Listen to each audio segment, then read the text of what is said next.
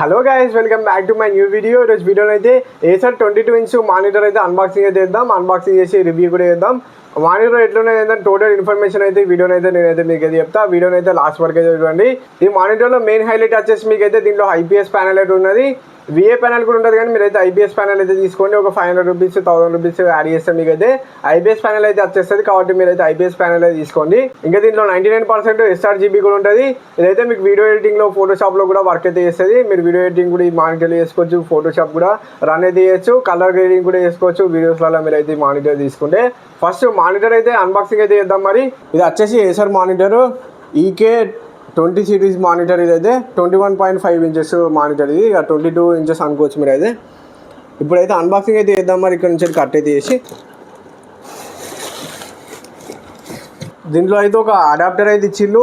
మానిటర్కి అయితే మీకు అయితే పవర్ కనెక్ట్ చేయడానికి ఈ అడాప్టర్ అయితే ఇచ్చిళ్ళు. దీంతో అయితే మీరు అయితే పవర్ అయితే కనెక్ట్ అయితే చేసుకోవచ్చు. ఇంకా మానిటర్ స్టాండ్ అయితే ఒకటి అయితే ఇచ్చిళ్ళు. స్టాండ్ వచ్చేసి ఇట్లనైతే ఉన్నది. దీని క్వాలిటీ అయితే బాగానే ఉన్నది, గట్టిగానే ఉన్నది స్టాండ్ వచ్చేసి. ఇంకా కొంచెం డాక్యుమెంటేషన్ ప్రొవైడ్ చేసిళ్ళు. దీంట్లోనే మీకైతే HDMI కేబుల్ కూడా ఇచ్చిళ్ళు. కేబుల్ క్వాలిటీ కూడా మీకైతే మంచిగా ఉన్నది. ఇంకోటి మానిటర్కి కనెక్ట్ చేసే స్టాండ్ అయితే ఇచ్చిళ్ళు. దీన్ని కూడా అన్బాక్సింగ్ అయితే చేద్దాం. ఫస్ట్ అయితే దీన్ని అయితే ఇట్లా పెట్టి ఇక్కడైతే పెట్టేసేయాలి మనం అయితే సింపుల్గా.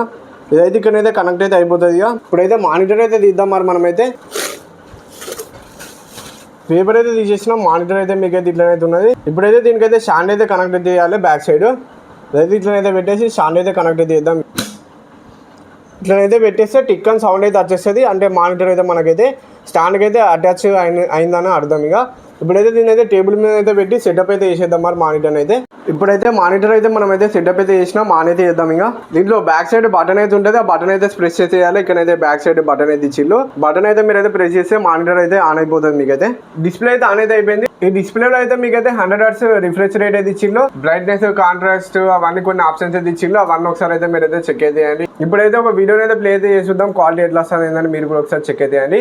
డిస్ప్లే అయితే మిమ్మల్ని అయితే డిసప్పాయింట్మెంట్ అయితే అంత మంచి డిస్ప్లే అయితే చేసిళ్ళు. కలర్స్ కూడా చాలా బాగా వస్తున్నాయి. దీంట్లో యాక్యురేట్గా అయితే వస్తున్నాయి. వీడియో ఎడిటింగ్కి మీరు అయితే ఫోటో ఎడిటింగ్కి కూడా వాడుకోవచ్చు. డిస్ప్లే అయితే మానిటర్ అయితే నెక్స్ట్ లెవెల్ అయితే అనిపించింది. డిస్ప్లే క్వాలిటీ కూడా బాగున్నది. కలర్ యాక్యురేసీ కూడా నెక్స్ట్ లెవెల్ అయితే ఉన్నది డిస్ప్లేలో అయితే.